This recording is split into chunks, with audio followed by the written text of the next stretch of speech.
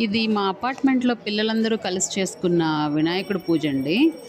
అంటే ఇందులో happy thing ఏంటంటే అందరూ యూనిటీగా చేసుకున్నారు. పిల్లలంటే మోస్ట్‌లీ గొడవలు పడుతూ ఉంటారు. నేను చేస్తా, నేను చేస్తా అని. బట్ అట్లా కాకుండా అందరూ తలా ఒక చెయ్యేసి హ్మ్. చక్కగా అదే. మనీతో పెట్టుకొని లాస్ట్ ఇయర్ గూడా చేశారు. హ్మ్. అంటే అపార్ట్మెంట్స్‌లో ఎక్కువ శాతం పెద్దవాళ్ళే చేస్తుంటారు. పిల్లలకి అవకాశం రాదు. మన జనరేషన్‌లో అంటే చిన్న పిల్లలప్పుడు ఏదో చిన్న చిన్న బొమ్మలు పెట్టుకొని ఆడుకునేవాళ్ళం, చేసుకునేవాళ్ళం. బట్ ఇట్లాగా ఈ రోజుల్లో అపార్ట్మెంట్స్‌లో పిల్లలకి అవకాశం వచ్చినందుకు చాలా హ్యాపీ అనిపించింది.